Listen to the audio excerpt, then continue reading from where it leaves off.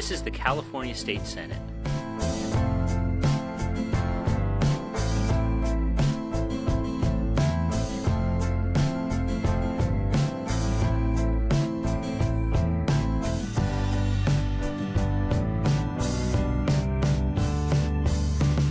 This is the California State Senate.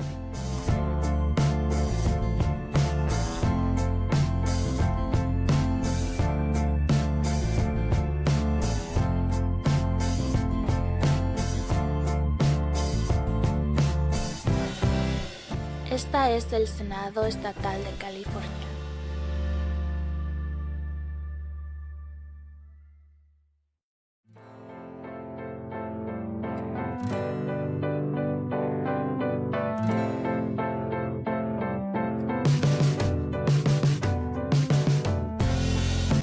This is the California State Senate.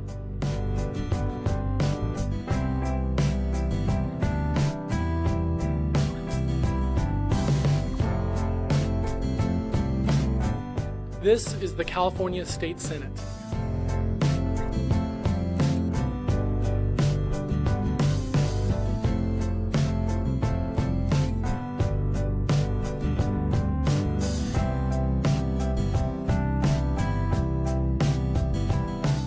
This is the California State Senate.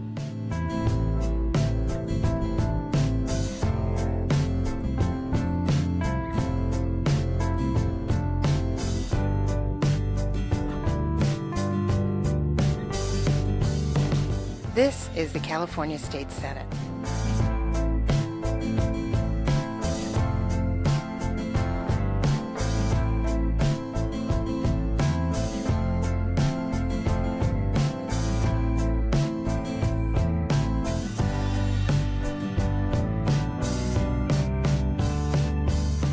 This is the California State Senate.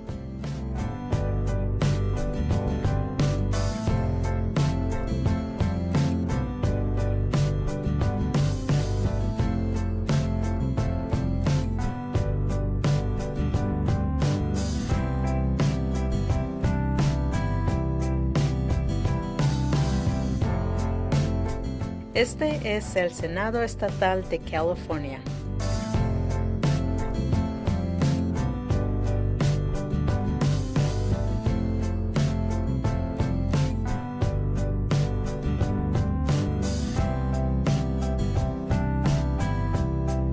This is the California State Senate.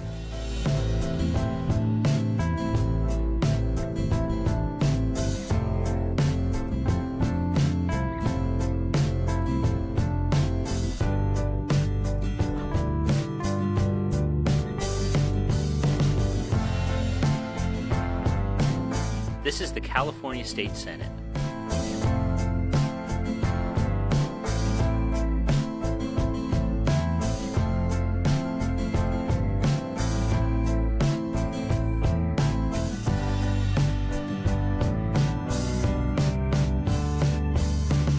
This is the California State Senate.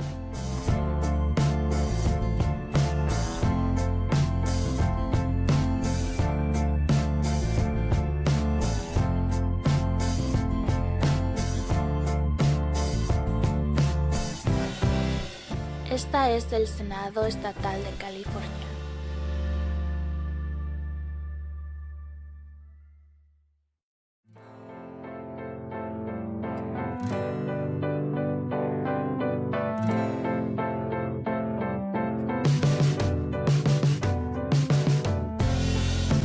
This is the California State Senate.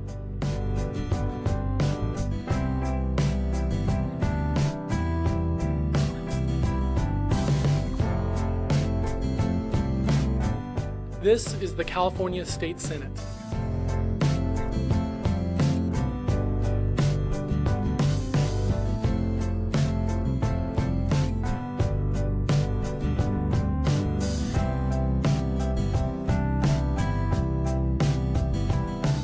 This is the California State Senate.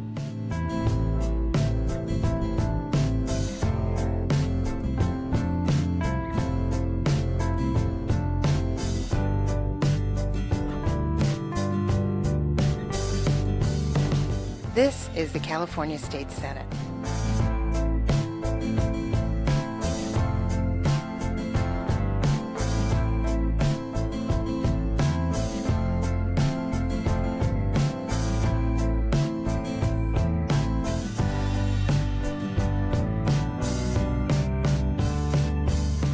This is the California State Senate.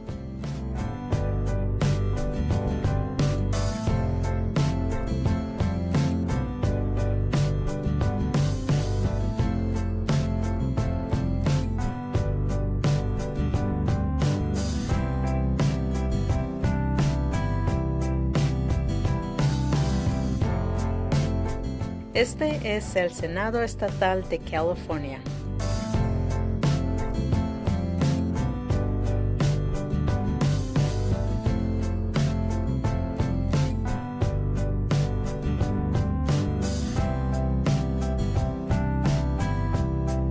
This is the California State Senate.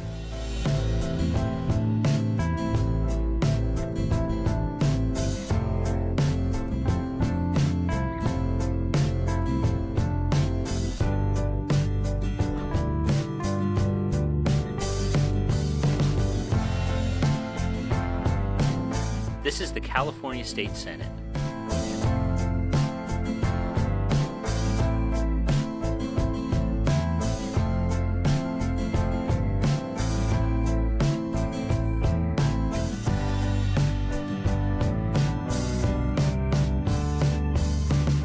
This is the California State Senate.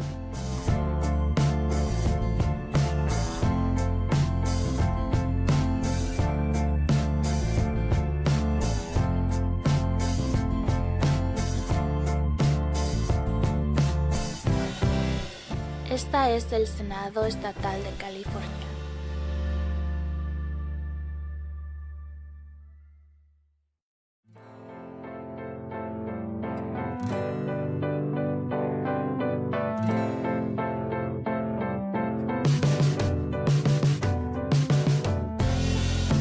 This is the California State Senate.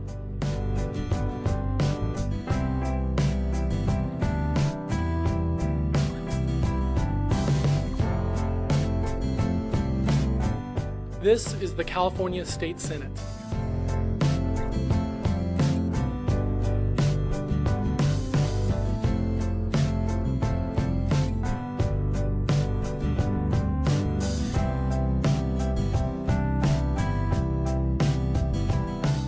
This is the California State Senate.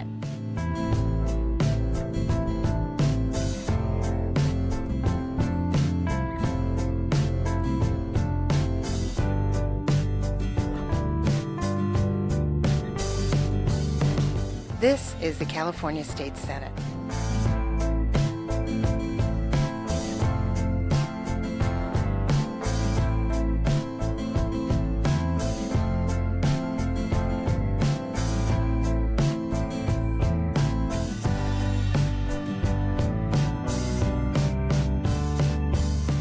This is the California State Senate.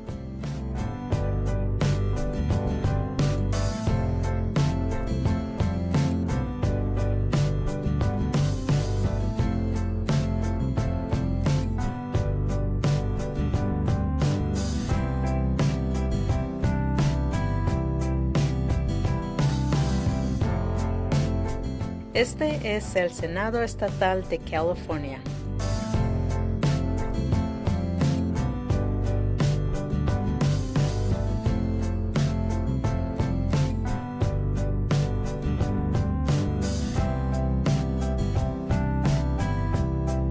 This is the California State Senate.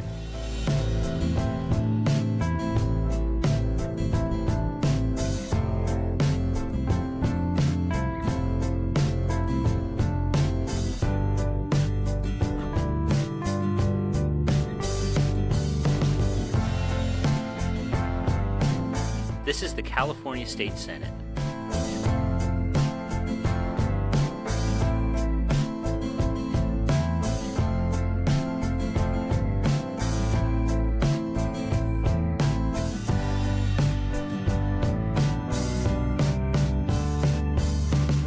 This is the California State Senate.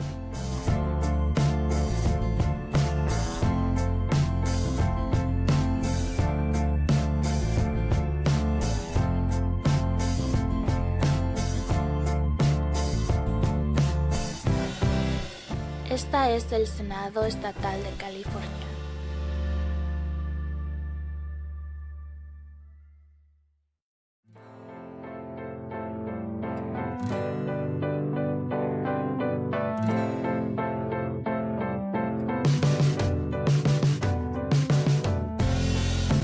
This is the California State Senate.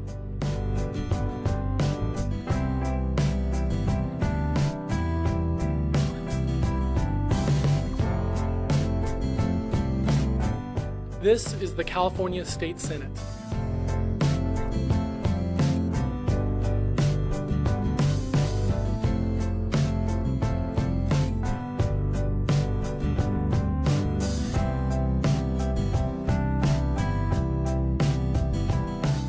This is the California State Senate.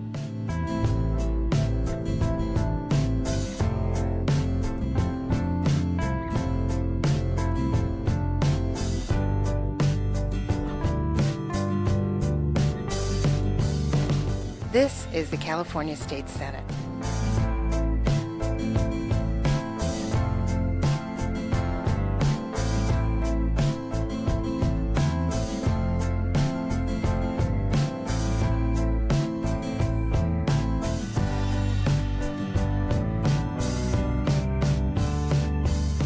This is the California State Senate.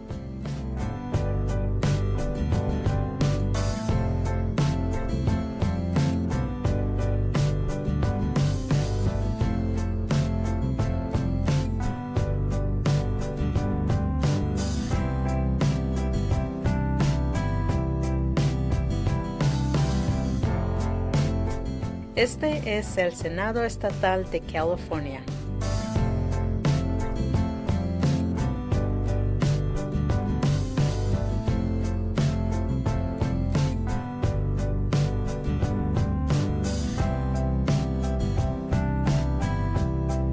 This is the California State Senate.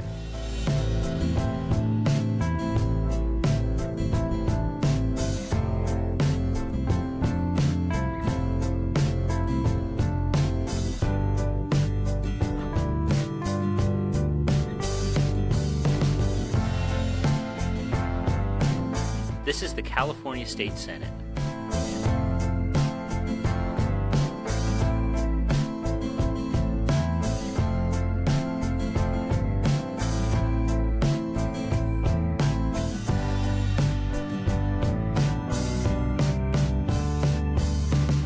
This is the California State Senate.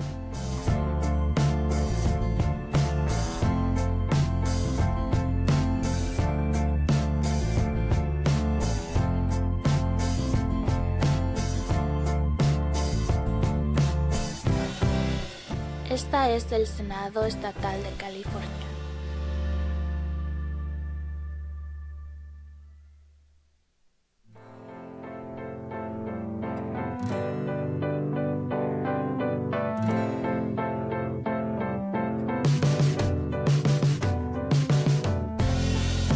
This is the California State Senate.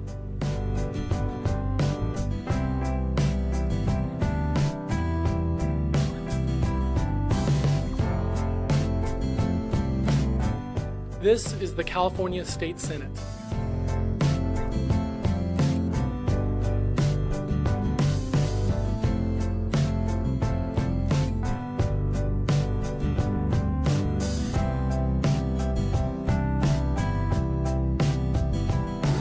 This is Welcome, the everyone. California State Senate. We're going to go ahead and get started, so I'd like to invite the folks in the back of the room to grab a seat. There's still a few toward the front, and I think we should be able to accommodate everyone. I'm Congressman Jared Huffman, and I want to tell you how delighted I am to be here with my colleagues in state and local government, with so many community leaders, and with all of you, as well as our friends from the California Transportation Commission, to hear about the latest progress on what has to be the top infrastructure project in my district. And I don't want to speak for Senator McGuire or Assemblymember Wood, but we'd all be hard-pressed to find a more important infrastructure need than last chance grade. So thank you for joining us for this conversation. a couple of years ago, just seeing the obvious that this was a huge project, that it was going to be a heavy lift, that it was going to take an incredible team effort, I put together a stakeholder group to begin the process of considering realignment alternatives and seeing if we couldn't get all the different stakeholders, local government friends, the tribes, the private landowners, the state and the federal agencies, all on the same page as much as possible to position this project for success. And although I was privileged to be in position to set that process in motion, I want you to know that it has been a team effort at every step, and working with me shoulder to shoulder were my state legislative colleagues, Senator McGuire and Assemblymember Wood, who you're going to hear from in just a moment. But also at that stakeholder group table were your county supervisors, was the city of Crescent City, and the environmental community and the tribes and all the different interests that we know have to be part of owning this critical community priority in order for it to succeed. So it's been a productive couple of years, but we're here because that teamwork has taken us to an important new place, and largely by virtue of the work that my colleagues in Sacramento have done, getting the California Transportation Commission to invest $50 million in an environmental review process that is taking us much further down the road toward an actual project that we can go out and fund and build. So this is an exciting time. Caltrans has been phenomenal, doing something that's almost unprecedented by bringing all the different permitting agencies together into this conversation so that when it is time to move forward, that can happen as quickly and as efficiently as possible. And just a huge thank you to the California Transportation Commission, both the commissioners that are here, but also their professional staff. They're obviously invested in Last Chance Grade financially, but the fact that they came to actually see it, to actually hear from this community, and to show that extra level of commitment to be part of this team effort just means the world to all of us. So thank you so much for your service and your leadership. I'll just say one last thing before handing it off to Senator McGuire and Assemblymember Wood. We're obviously at a pretty critical phase of this process. You'll hear a lot more about that from the transportation experts that are on the panel tonight. When we get this realignment identified and this project fully developed and permitted, we're going to have to find a way to pay for it. And I want you to know that I understand that this great team effort that we have created that has sustained us for this last couple years is going to have to continue into the funding phase, and some of that, a good chunk of that, is probably going to have to come from Washington. So I want all of you to know that I am in this for the long haul, along with my state and local government partners. We are going to find a way to get this done as quickly as possible and to get it fully funded. You have my commitment for that. And with that, I'd like to bring up two incredible community leaders that have really spearheaded the process to get us to this point, Senator Mike McGuire and Assemblyman Jim Wood.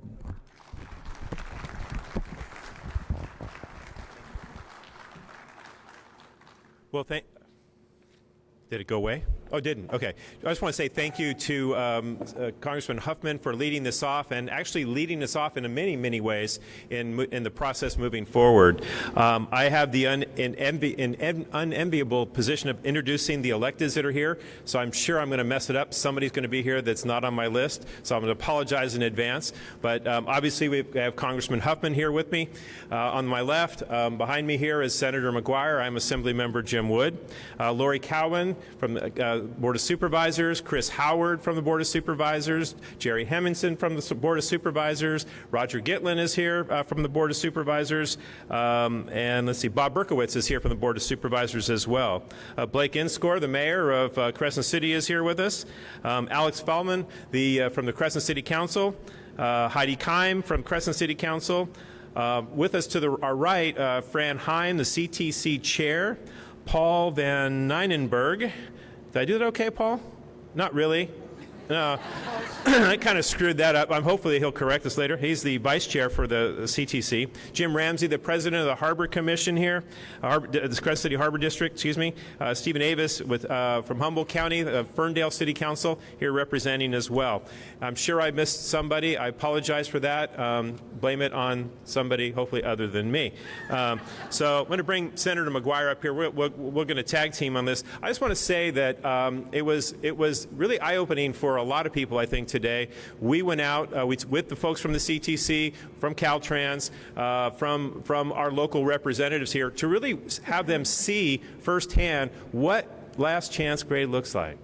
And it is a real eye-opening experience. And when you're standing out there and you see these big hole-boring things that are putting big pieces of metal in the ground, when you see the traffic going by nonstop, very varied traffic too. It's commerce, it's people going from place to place, it's medical transportation. When you see all of that, it's really hard to ignore how important this area is to the lifeblood of this county.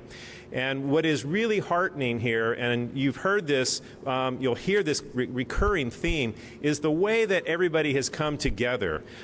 Is very, very rare when you have agencies and everybody, as we'll hear, I think Blake might say this, rowing in the same direction. But it is very, very rare that we have everybody on the same page. Now, we're not all going to agree when we get to the end of the line here, but we are headed in the same direction in unison, and that is significant. So I hope it was a really, really eye-opening experience for people, because I think that you also saw today at the hearing a chamber full of people as well, and that's an unusual occurrence. And when you can get people up here to us to see this firsthand is an experience we have to make the most of, and that's one of the reasons we're doing this hearing tonight as well. I hope that we might hear some good news tonight, or better news on a timeline. Nothing definitive, but I think you're going to hear something good coming out of this tonight. But I think it's important that one of the real frustrations and challenges we have in our rural communities is just getting our fair share. I know that if this community could have gotten out there with picks and shovels, we would have fixed this thing a long time ago. But the reality is it can't be done. It can't be done without our federal partners. It can't be done with our state partners. It can't be done without the county, and it can't be done without the city. And so having us all work together is really critical. Thank you so much for being here tonight. I'm really thankful that I actually got to talk before Senator McGuire, because he's really hard act to follow. But I'm going to turn you over to Senator McGuire.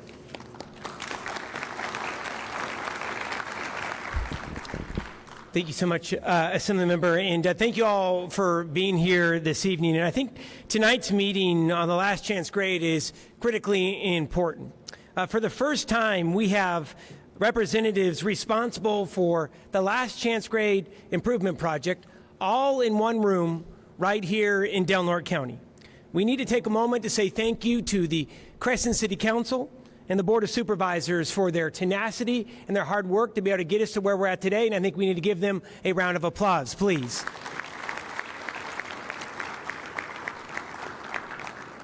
The gentleman directly to my left, Congressman Jared Huffman, had the foresight to be able to bring together a working group with diverse opinions from all backgrounds to get the job done. We are so lucky to be able to have Congressman Huffman working for us in Washington, D.C., and to be able to be a bridge builder, and to have that reputation, and to have the track record. And we wouldn't be where we're at today without the Congressman. Loud and proud round of applause, please.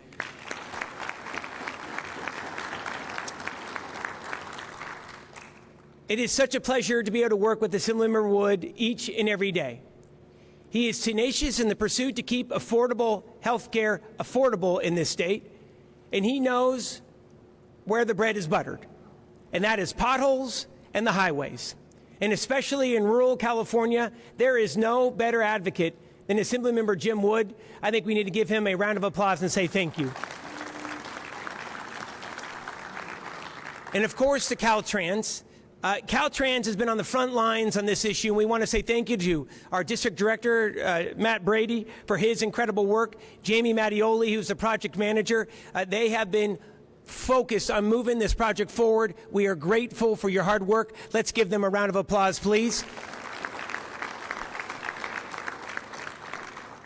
And finally, would like to be able to say thank you to the California Transportation Commission.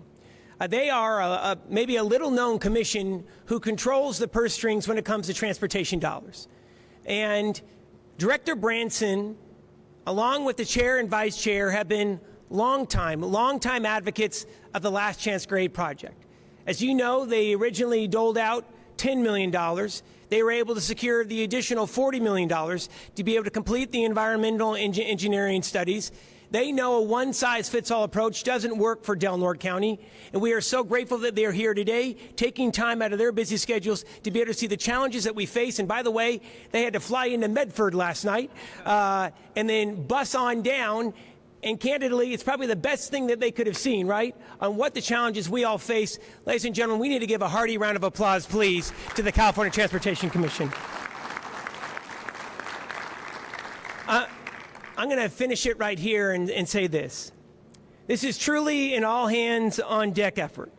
It's a true partnership between all levels of government.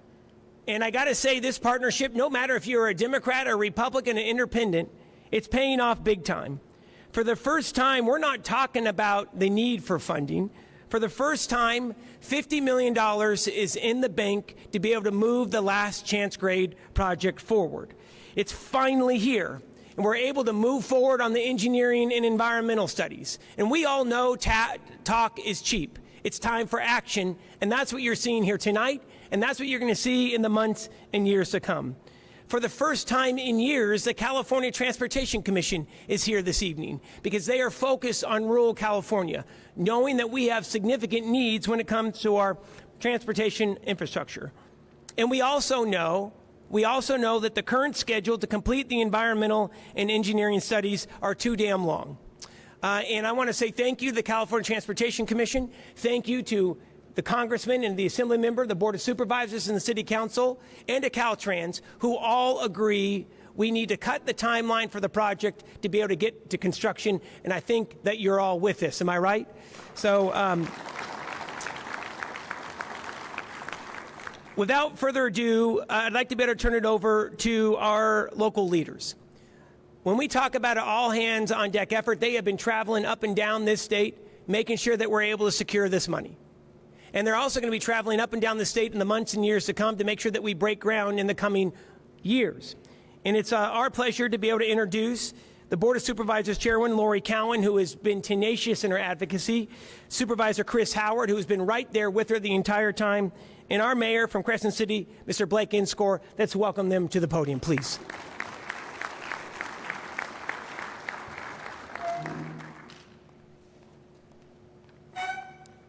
Good evening, everyone. It's so great to see such a big crowd here tonight. Again, thank you guys for coming up. Supervisor Howard and I myself had an opportunity to come before you last March and meet you guys and with Caltrans, and it's really nice it's easy to look at what we're going through up here on paper, but to come up here and actually see what we deal with, it's really important. So thank you for taking the time out of your lives to come up here and enjoy it and see what it's like. Congressman Huffman, I've been honored to be a part of the stakeholders group for the last 3 years. Truly, the people at the table at this group, it's everybody together, working together, and it's working. It's what we need in this community. It's the unity. It's what we have to do to go forward, and it's been a pleasure to work on that group. Last Chance Grade, for me, I always talk about the kids and the family and how it affects us here. As we all know, and I've talked to you guys about it all day long, but what happens when we have a slide, it affects us so much. We have a wonderful community south in our southern county, Klamath, and if we lose the grade, we have children that are separated. The kids travel that grade in a school bus daily, a few times a day. If you're a Klamath resident, you're coming up to school. If you live, it's just a back and forth. Our kids get on the buses to go into Humboldt County 2, 3, 4 times a week. If you're caught on the other side of that slide, and it has happened, whether it's been closed down for a few hours or longer, it's not a direct route. I'm from Southern California, and someone says, well, they just think you can just go on to the next highway. Here for us, as we all know, it's an 8-hour drive. I know Jamie always says 6, but it's an 8-hour drive around. It just is. And that is that we're hoping that 299 is open, because we all know 299 goes down as well. So that's our reality, and that's why for me this is one of my passions, is just to make sure this happens. I constantly say 2039 is just way too far out. Paul said that at the meeting in March, and I was like, yes, it is too far. And he said it again today. So thank you for realizing that and understanding that. It is really important that we work together, stick together, and make sure that we protect our family and our kids, and we take care of that route and get it taken care of. So again, thank you for coming up. Thank you for all your help, the three of you. I mean, amazing. Working with you guys, I don't know if you guys realize this, but we are the luckiest district in California. Nobody has representatives like we do. They listen to us all the time. So thank you very much, and thank you guys all for being here. It shows me that you guys care as much as I do. Thanks.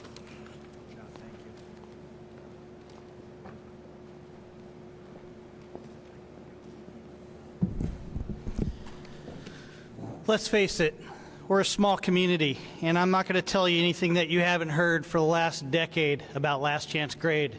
And I don't want to repeat what's said here tonight. But the bottom line, as representatives of Del Norte County, as a representative of the Del Norte Local Transportation Commission, it is our job to build relationships. It's our job to build a relationship with our congressman, our senator, our assemblyman, and the folks you see here to the right. It is that relationship and incessant traveling that we do to Washington, D.C. and in the state of California, and tracing our local Transportation Commission members along with our state Transportation Commission members around the state, and developing that word that politicians always use, relationship. That's what gets the job done. If we hadn't done that over the last decade, this would not have risen to the level that it has today. And the constant beat and pounding you've heard from a unified voice here in Del Norte County is what has gotten us here today.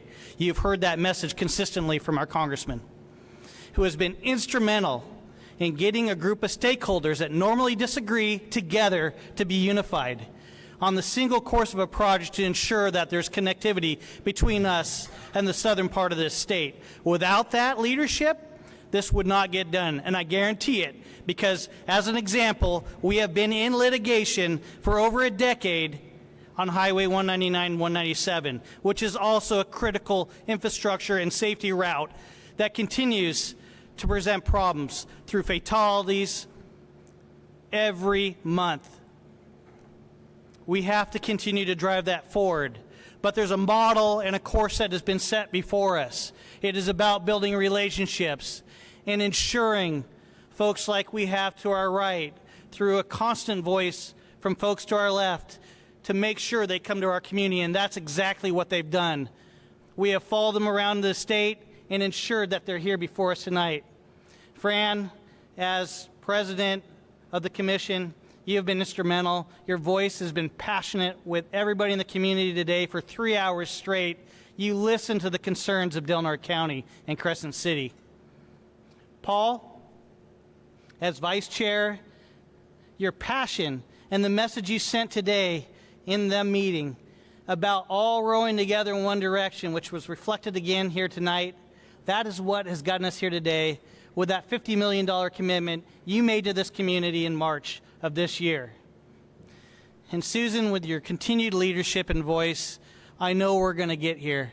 You're in Mike's office ensuring that that message and that groundwork is laid, where Caltrans and the state of California and the commission, who funds every dollar that comes up to this project, with that unified voice, I know we could get there. So folks, it's about relationships, and we'll continue to communicate and go wherever these guys are so they know about this small little community that we love and call home, Del Norte County. I thank you for being here tonight with us.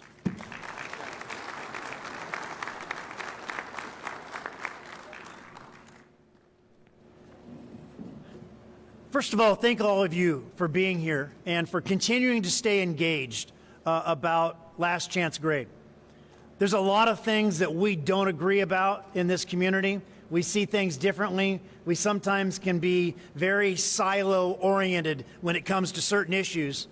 But I can guarantee you there's one thing that this community is absolutely unified on, and I know that the CTC has heard this. I know our congressman and our senator and our assembly member have heard this, but we are absolutely unified in this, is that Last Chance Grade has got to be realigned and built, and it needs to be done in some of our lifetimes, and some of us are not getting any younger. So thank you for being here. Thank you for listening to us. Thank you for understanding that we are very passionate about this. And I realize that you face an unenviable task day in and day out of determining how projects need to be funded throughout the state of California, and that is not an easy process, and that the reality is every community has their story and every community is going to lobby for what is important to them. But I would say to you, as we discovered last night, we are isolated, and it is a real issue for us. Whether we're talking about children potentially separated from their parents because of a slide, whether we're talking about the potential of $300 million annually of lost income into our community, whether we're talking something as simple as an ambulance being able to get across the road to address a health need in Klamath, whether we're talking about any of those things, the reality is we're talking about a lifeline to our community. And I don't say this with anything other than my passion for our community as a whole. We don't want this. We need this. And I hope that you understand that. And we don't say that with any sense of disrespect. We're just being honest with you. We absolutely need this road to be realigned, because failure is not an option for us. It's not an option for our community. And you're hearing a single voice. And as Paul asked today about are we going fast enough, and challenged Caltrans, and I noticed that sort of that tension that Caltrans felt when that question was asked. The reality is you've heard already people talking about being in the same boat. We're all rowing in the same direction. And as I said upstairs, it's just time to row a little bit faster, because we need this road, and we need it yesterday. But you know what? We'll take it tomorrow, as long as tomorrow is a real thing. Don't tell us something that's not real. And if you'll be honest with us and give us a realistic timeline and give us those opportunities to see progress, we will continue to be here, we will stay engaged, and this community will trust that you will do what's best for all of us. Thank you guys for being here. We appreciate it very much.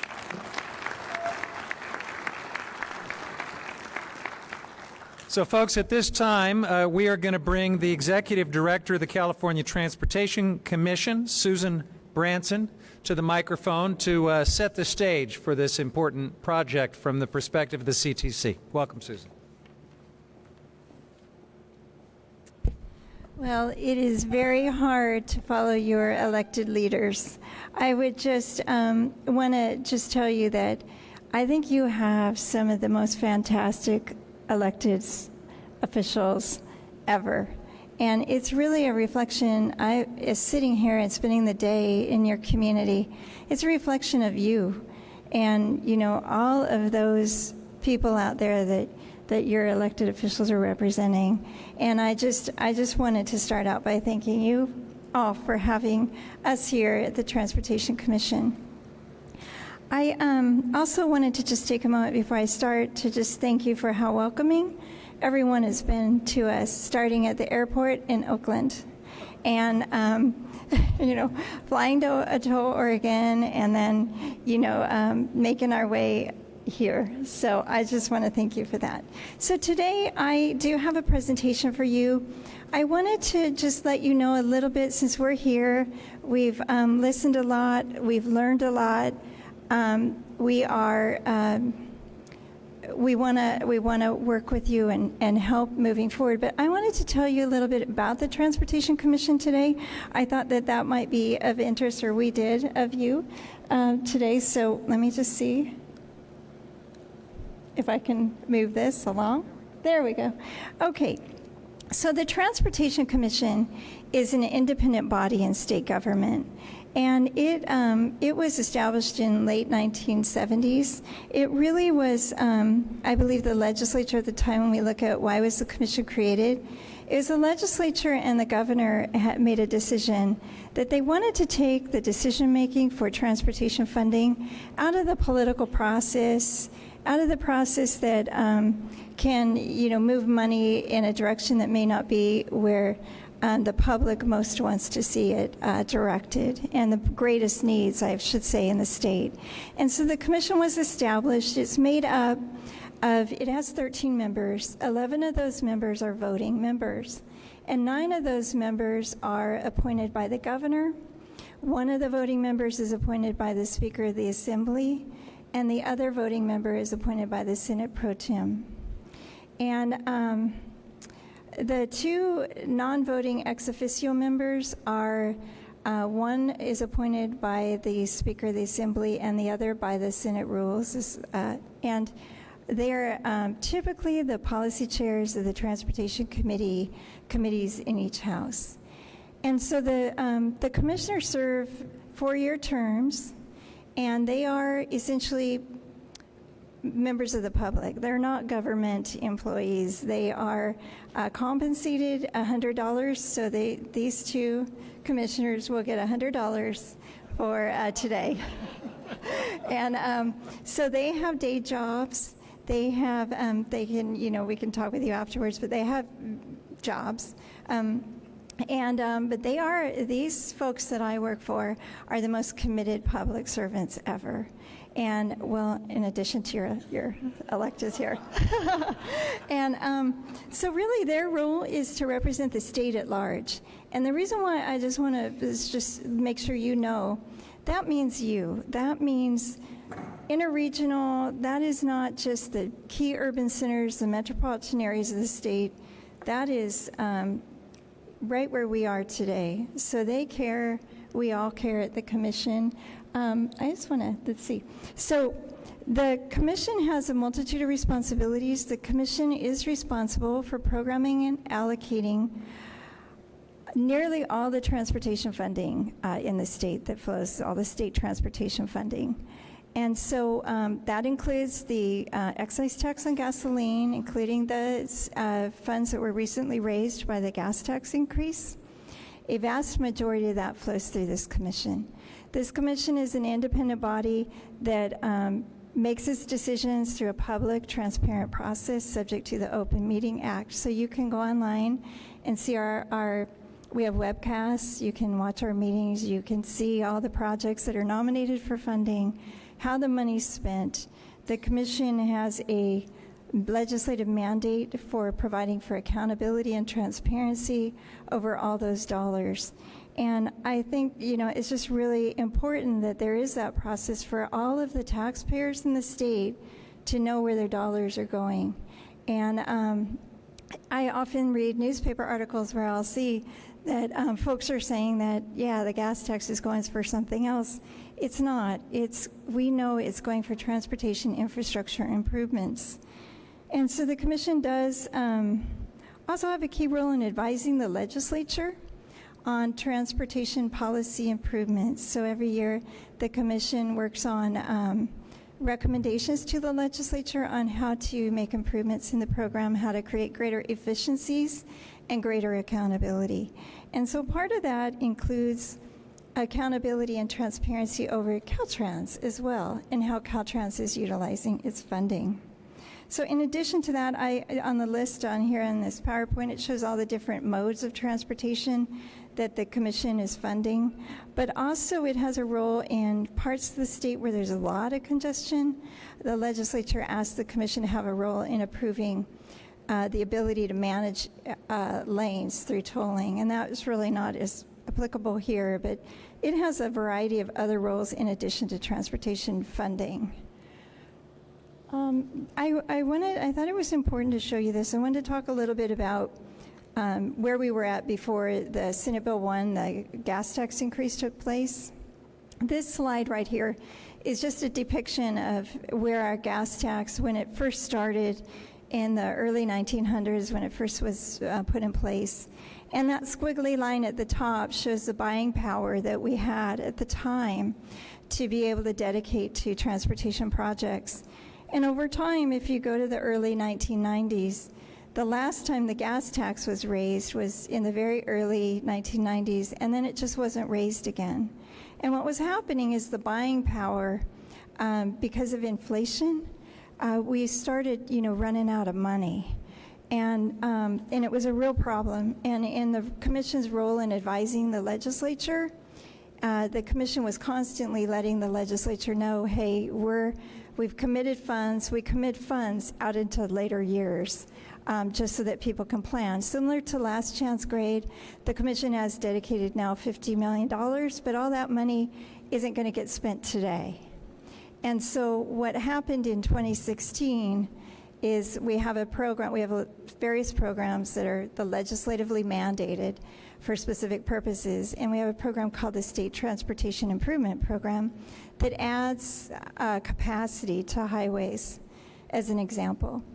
And we ran out, we weren't able to fund the commitments the commission had made. We had a $1.5 billion funding shortfall, and in my job advising the commission, we had to identify over 200 projects to remove funding from. And we did not add a single new project over a 5-year period to that program, the State Transportation Improvement Program. And it was devastating. It was truly devastating. And so the legislature passed Senate Bill 1, providing the means to address the shortfall. And the shortfall was not only just in that program, but it was just the ability to even take care of our existing, our existing roadways, our assets that we already owned. And so there's a program called the State Highway Operation and Protection Program. And that's a program in the state that funds the preservation and rehabilitation of the existing assets that the state owns. And so we had highways and local arterials that were just falling apart. And this program, I have a slide here. This program, we were facing a continual shortfall in funding with this program as well. And in the 2016 shop, when I mentioned that other program where we had the $1.5 billion shortfall, this program was experiencing about a $5.7 billion shortfall. And what I didn't bring a slide for is the local streets and roads. That was experiencing about a $7.8 billion annual shortfall. So the shortfalls were just growing and growing and growing. And the legislature recognized the need and the role of the state for protecting the existing taxpayer investments in these roadways. And when I think about what I saw today at last chance grade, that Highway 101 is a state asset that we're not taking care of. And we need to be able to take care of that and take care of all of you. And so thankfully with that, I know it was hard in the legislature. And I know it was hard for the governor. And I know that there were concerns about, should we have done that among taxpayers? Those funds are constitutionally protected. And in our role, we would not, because all the money flows through the commission, it is going to fix problems like I just showed you to transportation infrastructure, protecting our assets. And so I do have a slide. Whoops. I'm pointing the wrong way. I have a slide right here on Senate Bill 1. So it raised over $5 billion a year. And what that bill did is it directed funding to both state and local priorities. So the state priorities would be things like a last chance grade. But local priorities would be like your local streets and roads. Those funds do also flow through the commission. And but it does overall focus on a fix it first. There are some programs in there that I'm not going to cover today that have to do with adding capacity. But you also have goods that flow through. So there's a goods movement program, and there's other programs. But I think what's important that I wanted to hit on The commission in SB1, it has a provision in there that state and local governments be held accountable for the expenditure of their funds, and that's a role that the commission plays and takes very seriously. And so once there's a decision to dedicate $1 to a project, that's a project that this commission tracks, that we have reporting on. Those projects need to move forward. If they don't, they come before the commission. It's a public process. The public can come and hear about that, talk about that. And the commission, if it finds those monies aren't moving, the commission pulls the money off and puts it on a project ready to go. And then when that project's ready, we'll refund it. We'll put the money back. So there's that accountability and transparency. And then there's, at the end of the day, every year, we're reporting to the legislature. And it's folks that are dedicating their time. They're not the government officials. With respect to Caltrans, there's also a requirement for Caltrans to manage its assets more efficiently and effectively than it had in the past. And there's an asset management plan. And I understand, I was asking today, that the Last Chance Grade project is in that plan. And that plan comes before the commission. We can weigh in on that plan. We'll be watching that plan to see how this Last Chance Grade, the environmental phase goes. And because we are committed to this project, we know it's a lifeline. It's a state responsibility and a federal responsibility that we address that lifeline. So I think I might be out of time here. Let's see. So this is, I think that Caltrans is going to cover the Last Chance Grade in detail, but I just wanted to, in closing, let you know that with the passage of Senate Bill 1, it made it possible for the commission to dedicate $50 million now for an environmental process, which I believe is quite possibly one of the most expensive environmental documents that we have ever funded. And just thank you so much for having us here today. And we are always available. I'm on the internet, so feel free to always call. And that's our job, is to talk with you, answer any questions that you might have on transportation funding. So thank you so much. Thank you so much, Susan. It's now time to hear from the Caltrans project management team. So we're going to welcome Richard Mullen, the Deputy Director of Program and Project Management, and also our Last Chance Grade Project Manager, Jamie Mattioli. Come on up, gentlemen.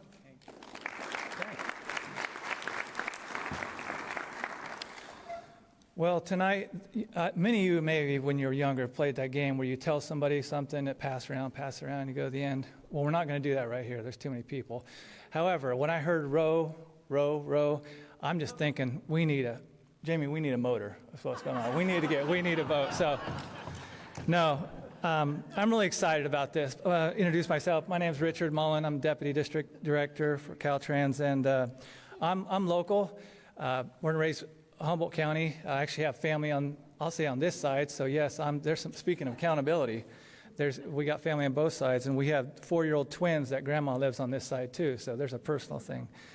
But that aspect is nice because talking to the community, I've heard a lot of comments about how we interact with each other. We all have these personal stories of things. We reach out to each other. I'm also a member of the Yurok tribe, and just hearing some people, hearing their talks, I was able to talk to someone who's a distant relative of mine. And it was just, those things make it really bring it home.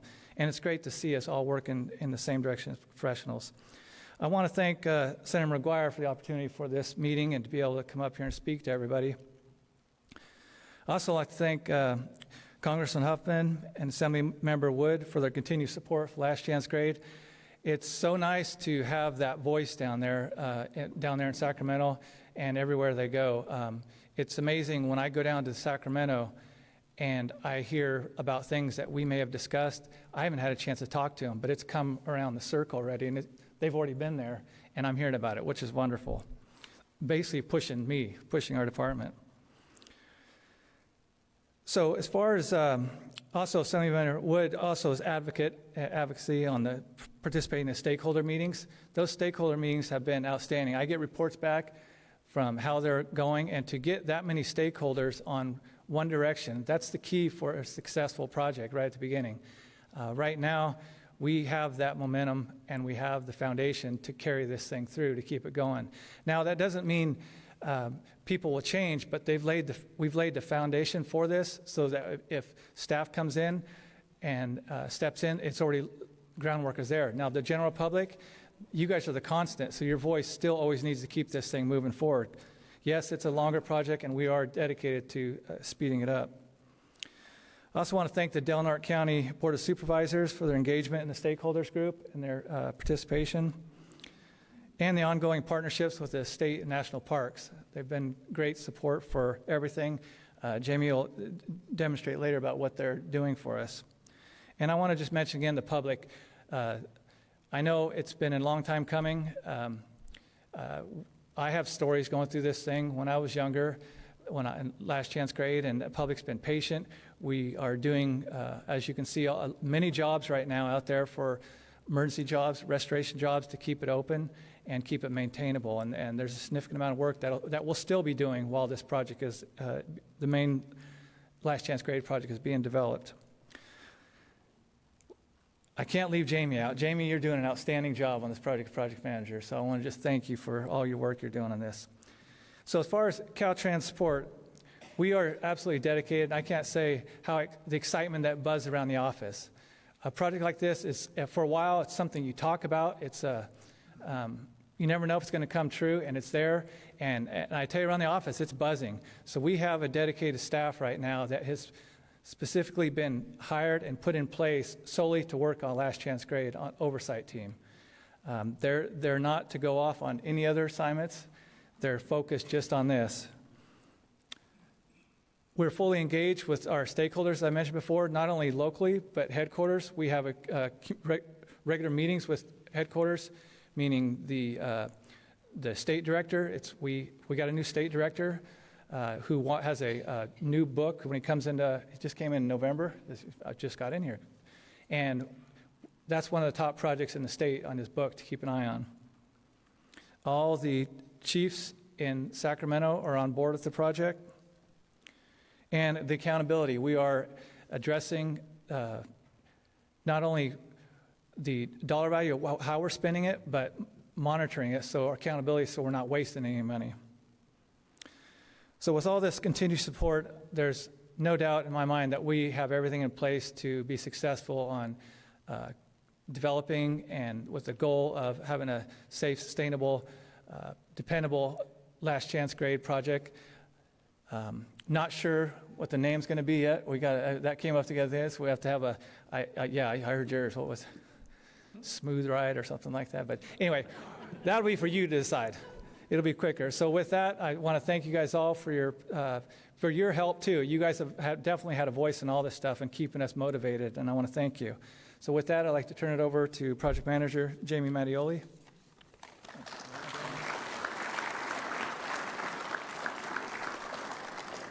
Thanks for being here. I want to get right to the project. So because of all these people here, we have, oh yeah, because of all these people here and because of all of you, the project team has $50 million to, yeah, I would love to. Thank you very much. We have $50 million. Is that on? Okay. I'll speak right here until that happens. To deliver the environmental document and produce preliminary designs. And I think you want to know what we're doing to do that, how we're making good use of that $50 million. I'm going to get right to that. You all know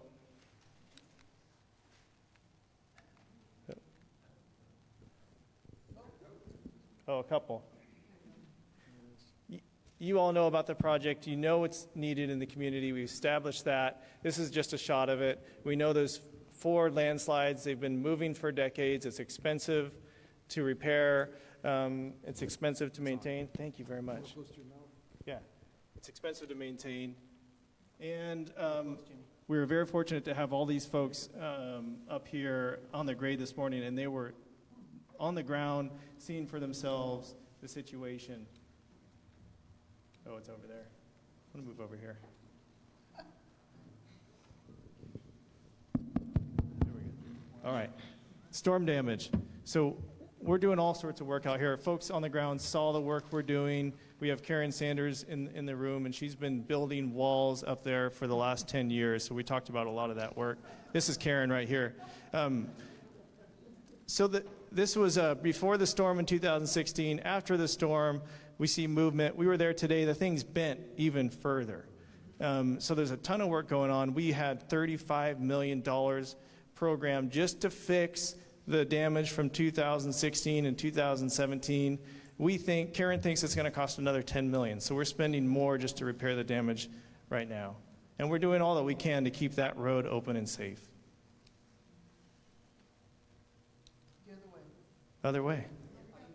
Oh, yeah, this map says it all.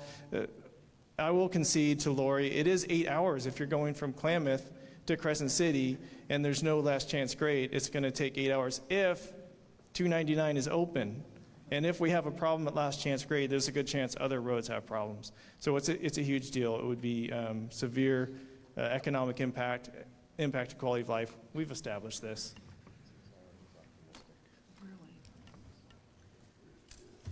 We want to get through the project development process. We have 3 major hurdles. The first one we have funding for, the environmental phase. Before we get to that hurdle, we need to understand the geology, and we'll talk about that. So really the first thing we're focused on, what we've been doing since we got the $5 million program, is studying the geology. We've split it up into 3 phases. We'll talk more about that. So we can't get to the design work and the permitting work until we get over this hurdle. And we can't get to construction until we get over that hurdle. We're focused right now on the environmental.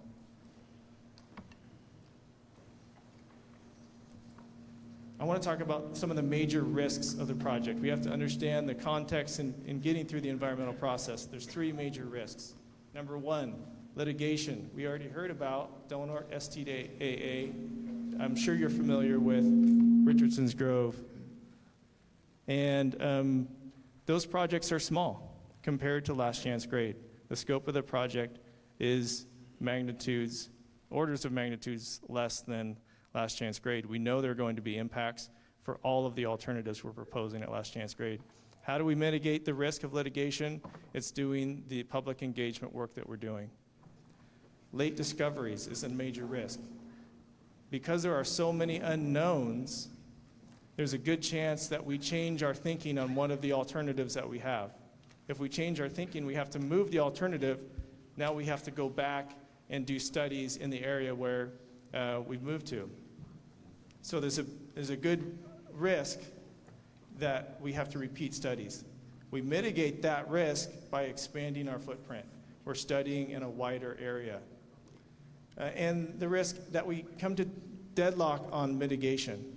There's a number of partners that have to agree how we can mitigate for the impacts that we have.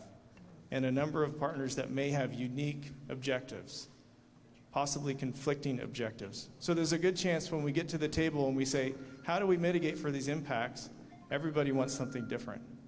So how do we mitigate that risk? We're bringing everybody in now. Everyone's at the table now. We're talking about these issues. We're sorting through it early and often. Unknowns. I talked about the major unknowns. There's 3. Geology. We knew that when we started designing the alternatives, we had a map of the landslides. We know that on the west side of the ridge where the road currently sits, there's stability issues. It's unstable. We also know that on the east side, there are mapped landslides, historic landslides. So we need to understand, if we put a new road on the east, are we going to be millions of dollars to end up with the same sort of problems we have now? So we need to establish that before we can justify putting funds into an alternative. The environmental sensitivities. We're in one of the most environmentally sensitive areas that we could possibly be in. It was mentioned that this is one of the most expensive environmental documents programmed to date, and it's because of how complex it is. We have sensitive species, old growth redwood. We're in national and state parks. It's in a UNESCO World Heritage Site, and there are 5 tribes that have ancestral territory in the area. Permit requirements. So when we get to build the project, we'll need to apply for permits, and that will, those environmental permits will dictate how we can build the job. Can we go build all year long, or can we only build 3 months of the year? Can we build 6 months of the year, 10 months of the year? If it's 3 months, that's a lot different than 10 months. It'll take us a lot longer to construct. So until we have a sense of what those permit requirements are, we won't know how long construction will take. So there's all these major unknowns that are impeding our understanding of the scope of the project, the cost of the project, and the schedule of the project. The biggest unknown we have is what alternative we will ultimately select. And my prediction, it's none of the ones we've already thought of. We will be learning more about the geology, we'll learn more about the environment, and that'll change our opinion of what the best solution is. And we will do that collaboratively with all of our partners. And we will have a process known as an alternatives analysis that will use data-driven processes to make the determinations. So it's all about what's important to the community, and that drives our decision-making process. So we'll be working on that. Thank you. And we mentioned the schedule. I'm not able to, as Mayor Inscore said today, give you real information about the schedule. He put it a lot better than that. We want to be real with you all. We want to be real with how long it takes. This schedule was developed in 2016 when we knew little information about the job. We were producing these alternatives, and we based the schedule on the worst case scenario for 3 alternatives that we've now eliminated. So we are working on this schedule. We believe we can deliver faster than this, and we will come back to the public in the spring or the summer of 2020 with an update to the schedule.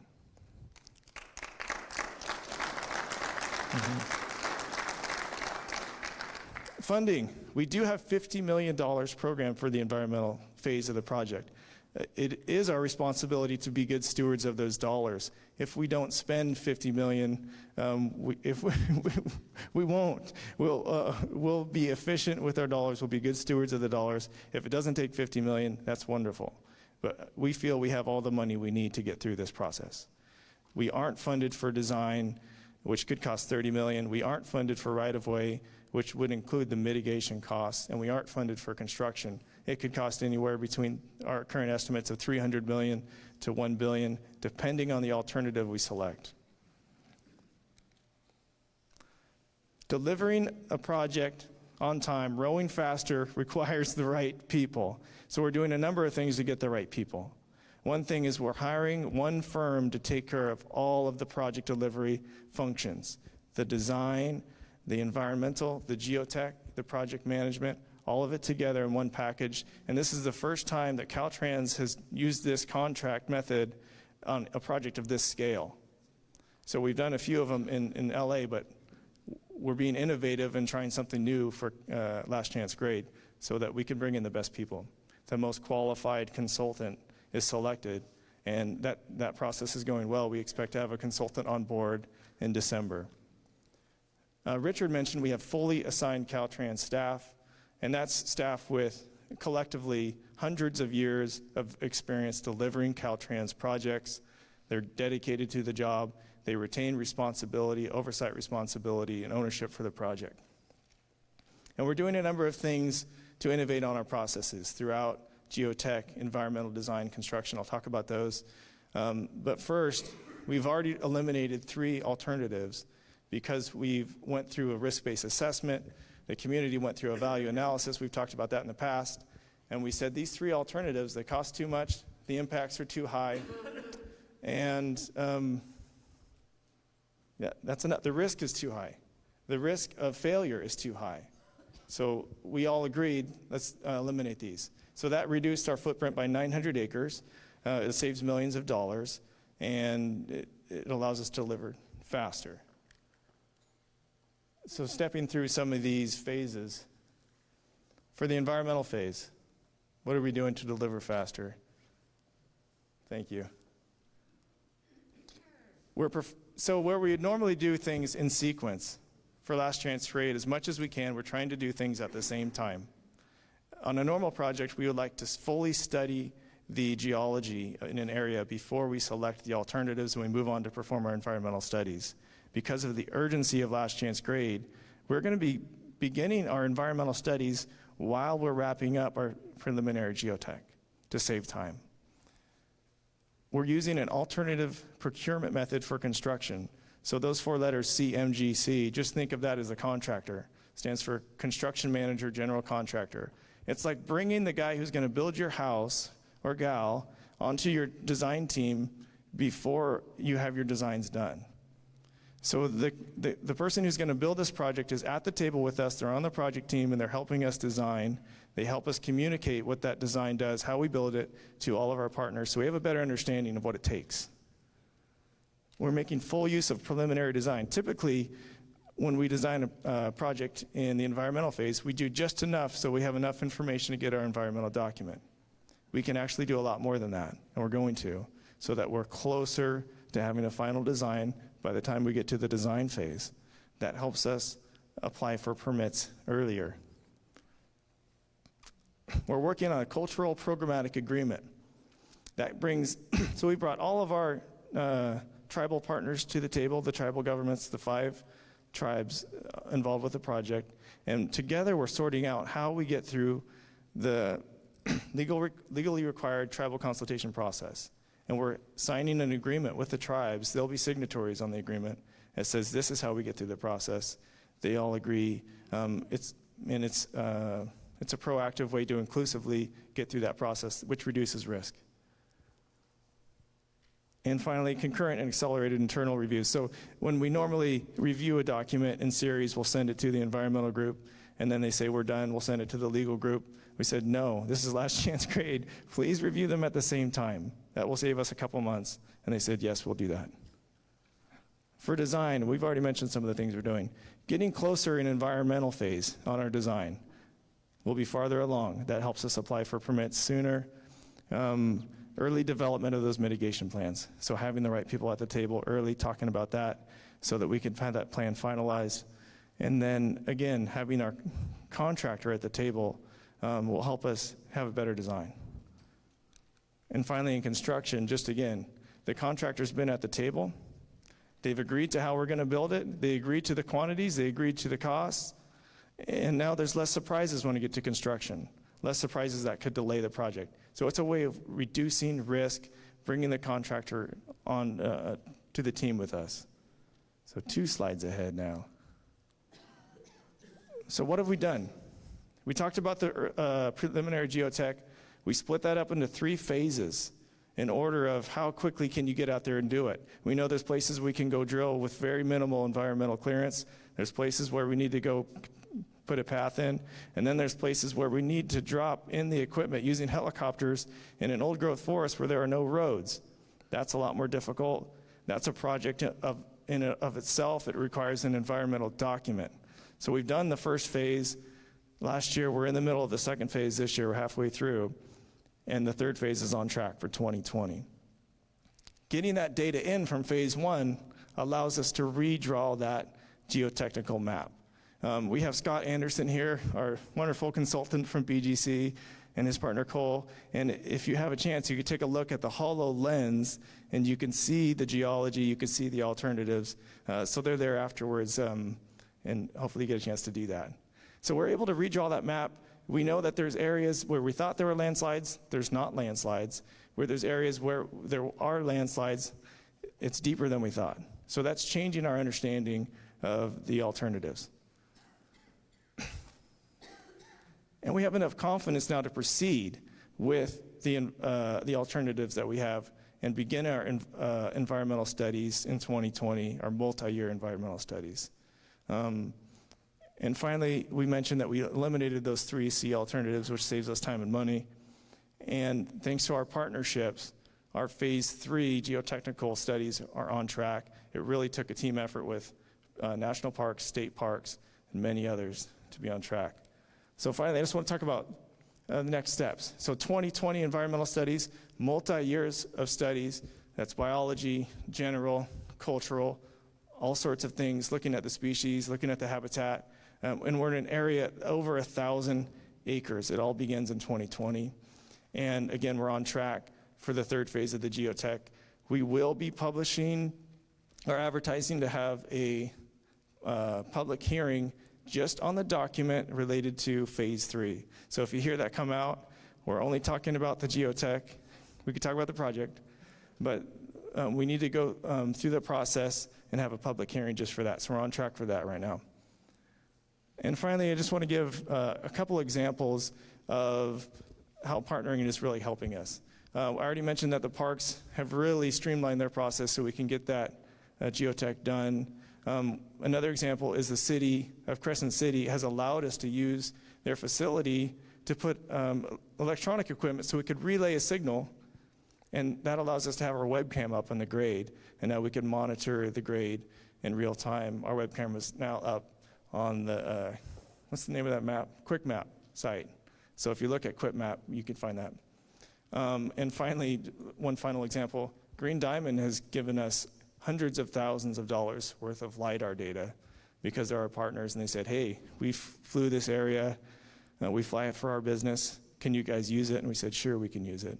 So just a few examples of how partnering is really benefiting the process, helping us deliver faster.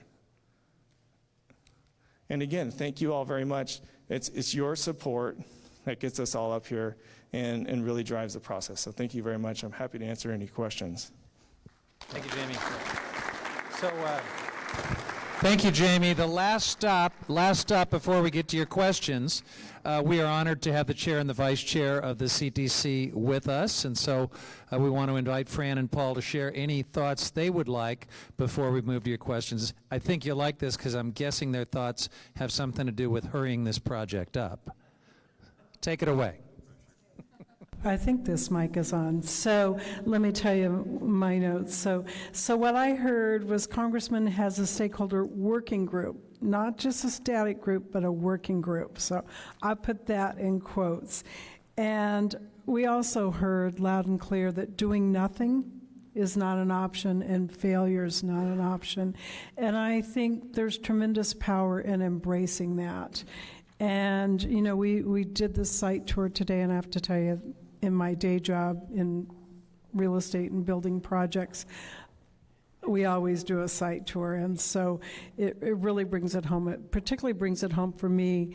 We own a home in Southern California, and our street was the scarf head of a slide in 2005, so I know what it's like to wake up, and all of a sudden 28 homes below us were gone, and fortunately no one was injured.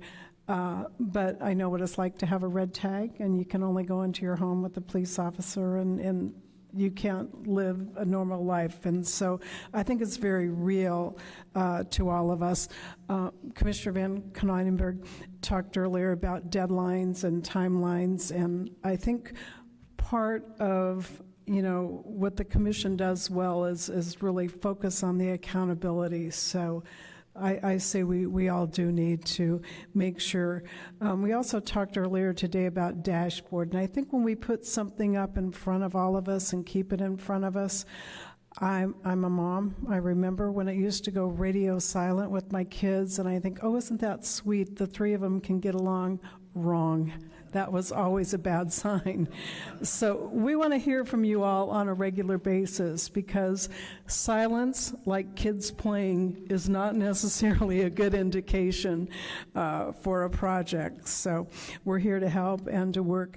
I also heard, Jamie and Richard, that everybody's signed on for the entire project through opening. So you might want to pick up the pace a little bit, I'm just saying, no. But I think that is important, that we really have the continuity and the commitment, because we lose so much when we do, and we want everybody to get promoted and move on. But I think it really is important to say we're going to get this done.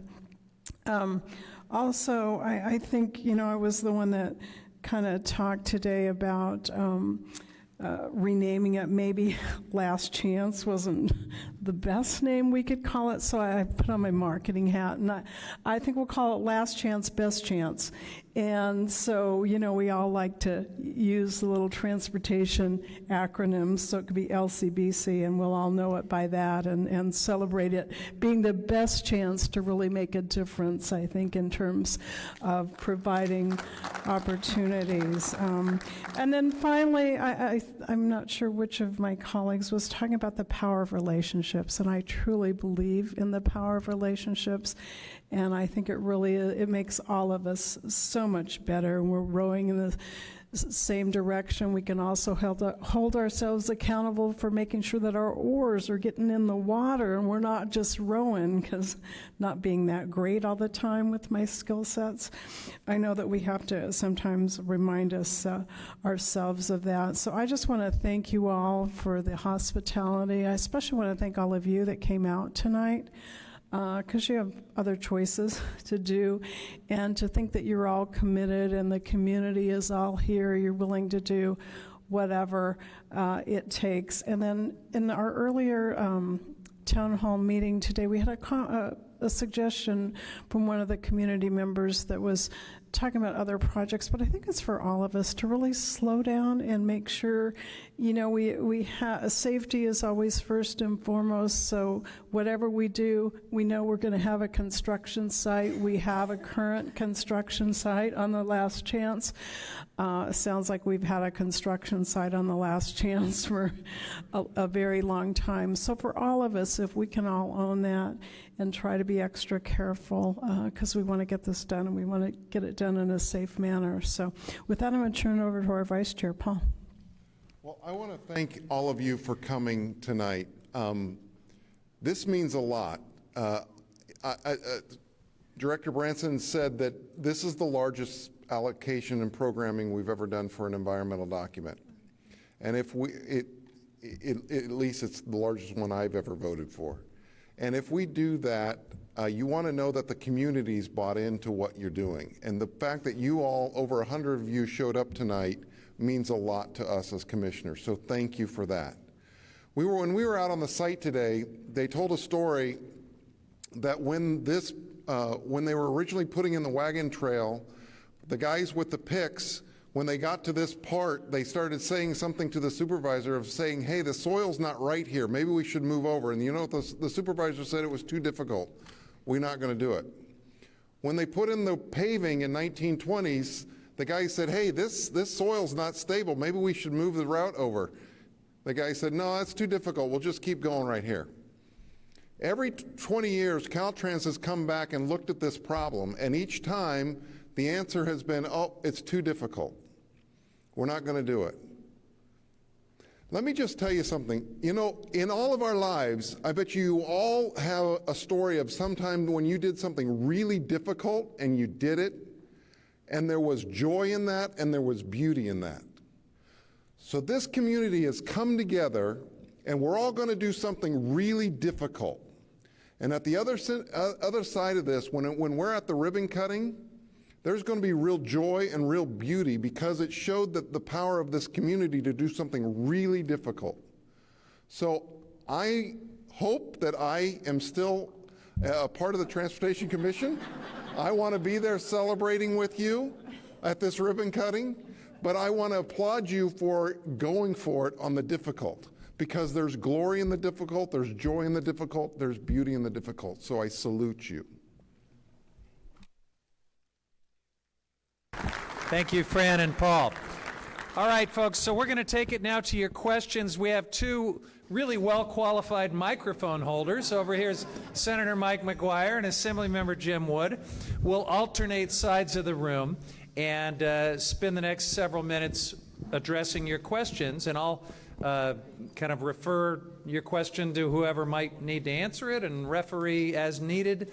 We do need to be out of here by no later than 8 o'clock. So let's get started. Mike, you want to start us out over there? All right, we'll come right over here. Congressman, if you don't mind just giving us your first name and good evening. Thanks for being here. Hi, Linda Sutter. So in April of 2017, Malibu had a landslide / I don't know if the highway fell apart or whatnot. And it seems like it's already been rebuilt.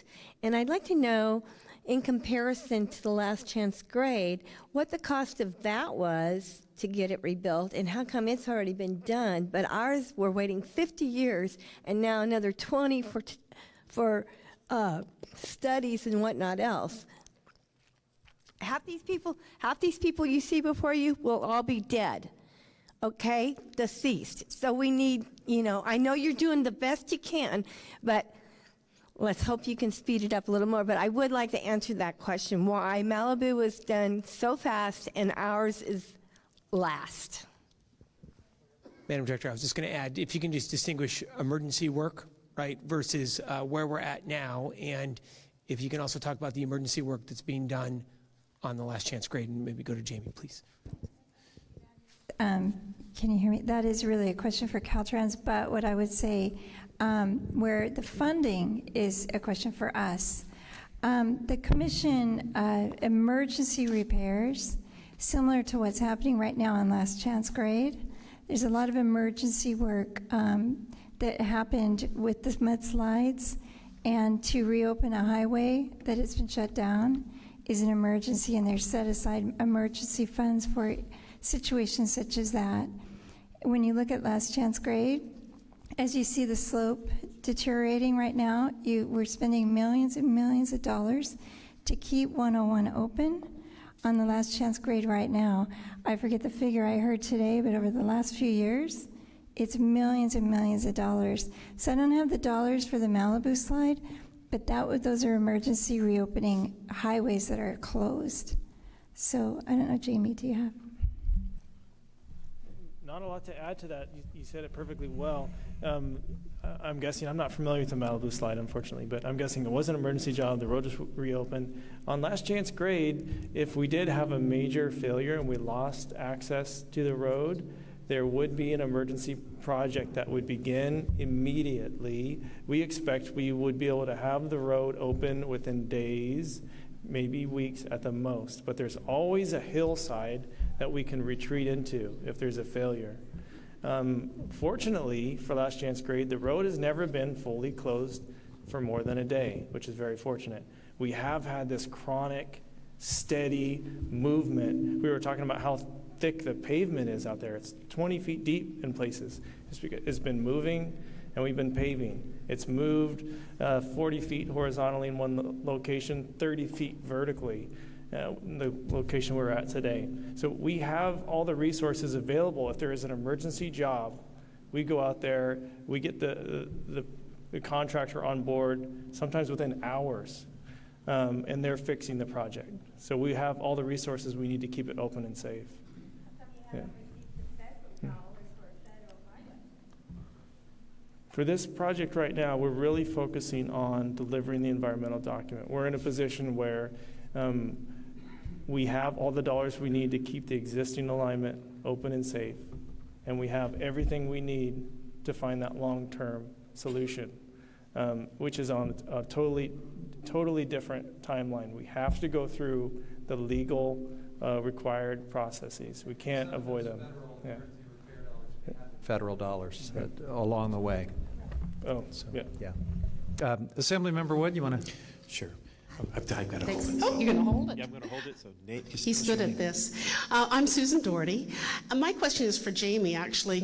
When we were doing the runway safety areas out at the airport, pretty straightforward project. The difficult part of it was the permitting agencies. And we spent far more on mitigation than what it took for us to do our runway safety areas. We had them at the table early. Every single different agency had their own kind of a pet project. None of them, unfortunately, seemed to be particularly concerned about the fact that this was for public safety or that it was congressionally mandated. So my question for you basically is, have you started bringing the permitting agencies to the table yet? How early on do you plan on bringing them in? And when you give us the numbers on what this is going to cost, does it include the design work for any mitigation or the construction of that mitigation? Thank you. A few questions there. So we do have the permitting agencies at the table. So we had a fact sheet at the front. If you're able to grab that, on the back of that sheet, it lists the agencies and the groups that are engaged in the project and the different groups that they're in. So there's a group that is called the Biological Working Group, and it consists of all the agencies that will be permitting the job. And we've been meeting since 2015 regularly. So they're engaged already. And we do expect, it's a major challenge. I had it as one of my top 3 risks, developing a mitigation plan. And you're right, we expect that folks will have their unique objectives, and folks might have conflicting objectives in deciding how we mitigate for the impacts that we have. So it's a major challenge, and what we're doing is what we're doing. The engagement work is critical to that, having them there early and often, and having the support that you see up here is incredibly important for that. Thank you. Questions, comments on the side of the room? Assemblymember Wood.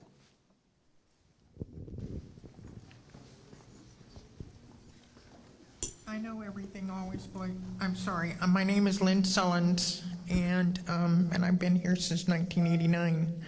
And my first question when I got out of my car was, what's going to happen with that road out there? And all I've been told is we're studying it, and it's too much money right now. And I know that it all boils down to money, but I want to know why we haven't been putting money aside for this project all the way along so that it's not going to hit us all in the pocketbook at one time. That's a good question.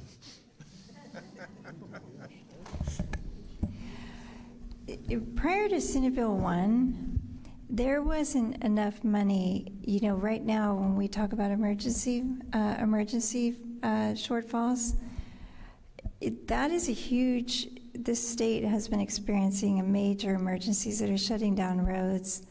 There has been so many demands on the limited funding. It's similar to any other situation in your life. If there is never an increase that keeps pace with inflation, there's just simply not enough money to create a bypass like we're talking about.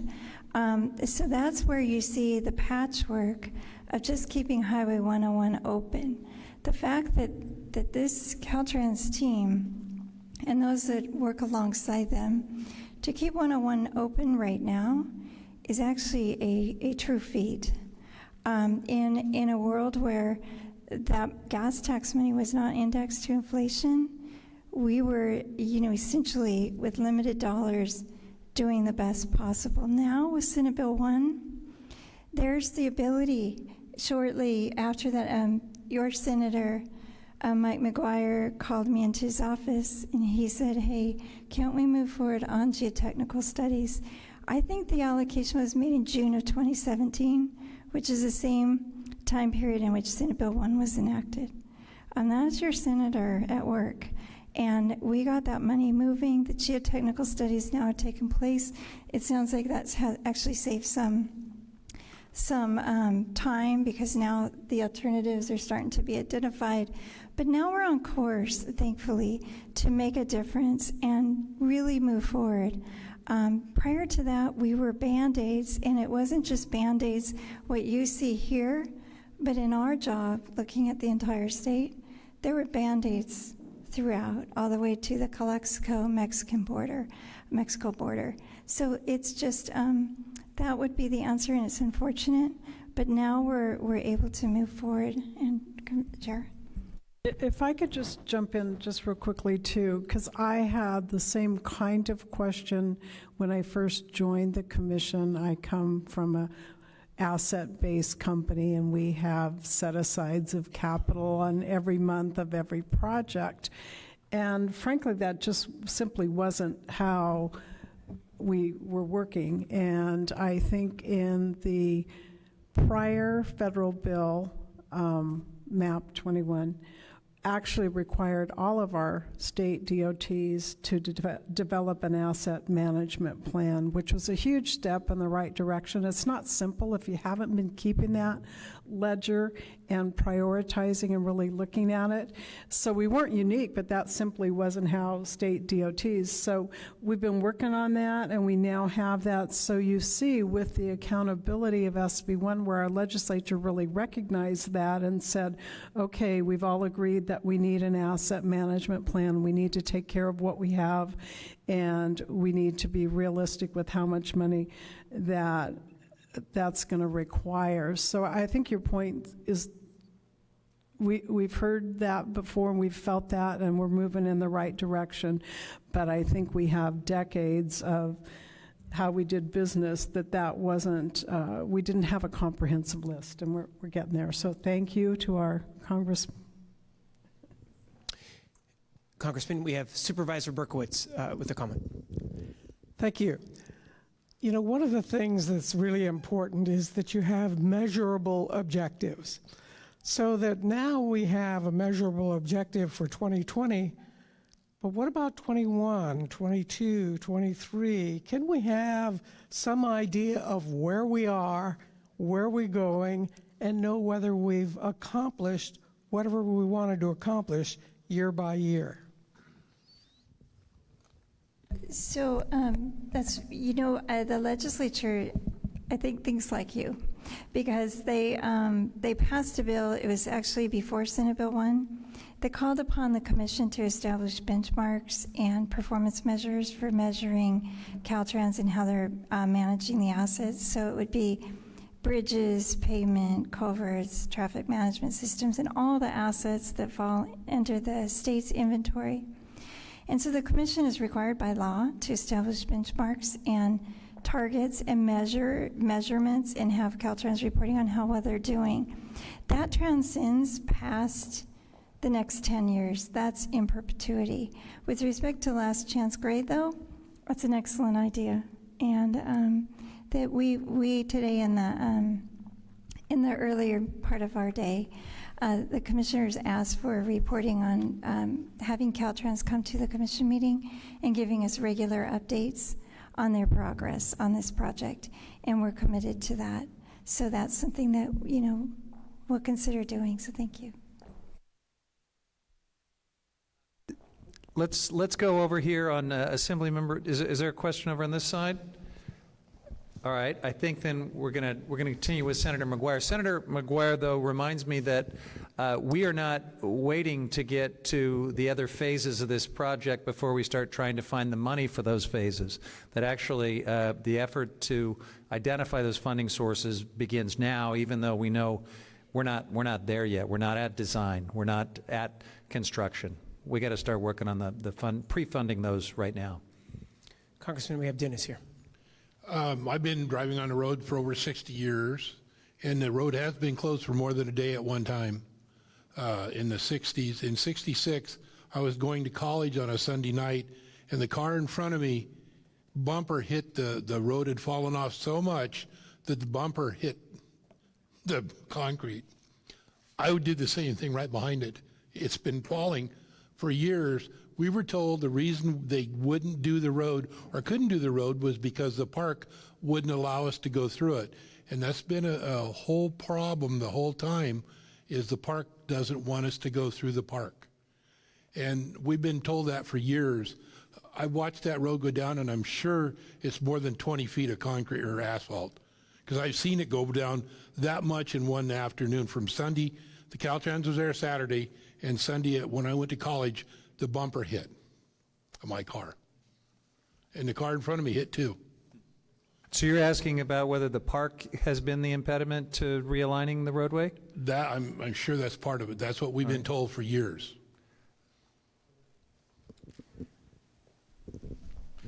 If I could speak to the partnership with the parks, right now in my tenure on the project, and I know before my time, the parks have been wonderful to work with.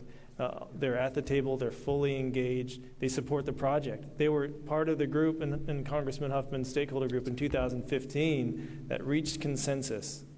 The status quo for last chance grade is not sustainable, and a no build is not an option, and this is an urgent project. Parks was in that group in 2015 along with Epic, Save the Redwoods, Friends of Del Norte, many other folks in that group. So we've been moving forward with full support of Parks, and we anticipate it to continue. Could I put a sharper point? Yeah. A question, as you're looking at alternative alignments, are you ruling out any alignments just because they happen to fall into parkland? Thank you. No. We're not. So we have multiple alignments that are going through parks. The current alignment is in parkland right now. We're standing out there today because the road has moved so much. We're now outside of our right-of-way. And our neighbors and friends at the parks understand this. And they understand that any of our alternatives are going to impact the parks. Even the studies we're doing right now are impacting the parks. And so we're not ruling anything out at this point. We're looking for the best engineering solution. It didn't appear that way at the last meeting. Okay. Oh, can I just add, Congressman, if that's okay? So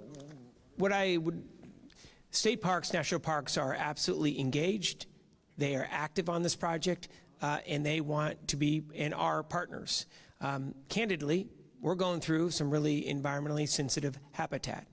What that's going to mean is longer-term mitigation. But where the congressman has been wanting to head, where the California Transportation Commission wants to head, where Caltrans wants to head is we got a plan for this, which is why you have state park and national park representatives here tonight to be able to show all of us that it's not just talk, it is action. And there may have been challenges in the past, but as you're seeing here tonight, we're going to be able to push through those challenges now, and you're going to see all hands on deck continued in the months and years to come to be able to get this damn thing done, right? And I think that's where everybody is at now and where you're going to continue to see cooperation. Congressman, Assemblymember, I don't know if exactly right, and thanks to the state and national park representatives for being in the room tonight, for being at the table at every step of this process. They're really essential partners in this effort. Jim, there's a question over here. If you I saw she had one first. go for it, yeah. You don't, I have to hold it. So. Okay, no problem. My name is Charlotte, and I'm a special education teacher here in Del Norte. And 2 years ago, the slide that came down almost took out one of our school buses, and with a significant number of our students. And so I want you to just be aware that shortening this process is really important, because my son right now will be 30 at this completion date. Received. Go for it here, and then Jim, there's one in the front row here. Here you go, Stephen. Okay, Stephen Avis from Humboldt County, and what I'm hearing is the sense that this project, last chance grade project, has been talked about for a long, long time. And what I'm trying to ascertain is this a sea change? Has something happened so that the local residents here can expect that something different from just we've talked about it is actually underway? And the other thing I wanted to say was I wanted to thank the people of Del Norte County, because Highway 101 is a state highway. It connects Mexico to Canada. But for many of you, it's a local road. And unfortunately, this major catastrophe that's in heart of Mother Nature has fallen under your laps. And so you've had the good sense to elect people to your Board of Supervisors and to your City Council who are really willing to step up on your behalf and take charge of that. So you've made some good decisions about that work.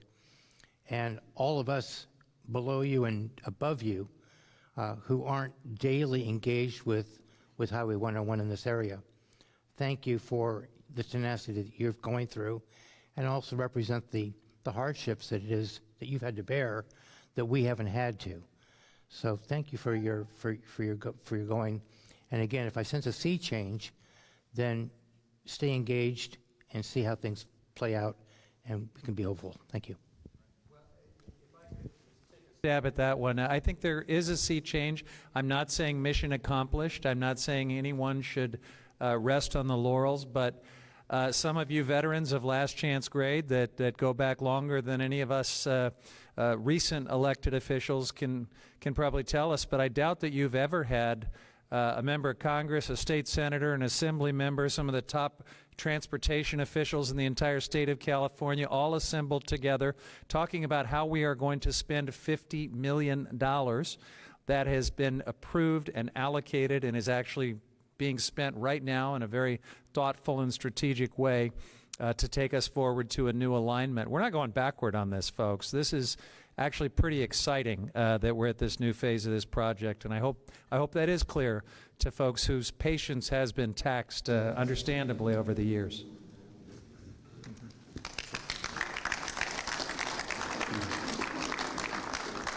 Hi, I'm David Jones. I'm the president of the Klamath Chamber of Commerce. With this realignment, I'm all for the realignment, but my main question is when the realignment is done, whatever is done, is there any way that we can keep the original highway open as a vehicles-only roadway and have all the trucks go on the new alignment?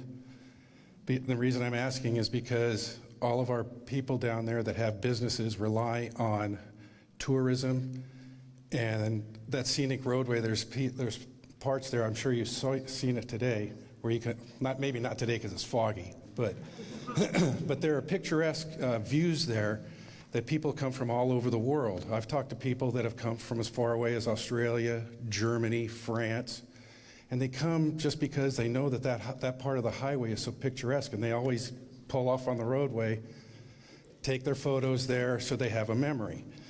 So my question to you is, has there been any thought given to that kind of a, realignment and maybe keeping that road open, kind of like the Newton B. Drury Parkway Highway?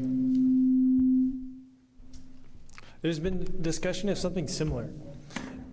Devil's Slide near Half Moon Bay is a landslide where we basically, Caltrans realigned the road using a tunnel.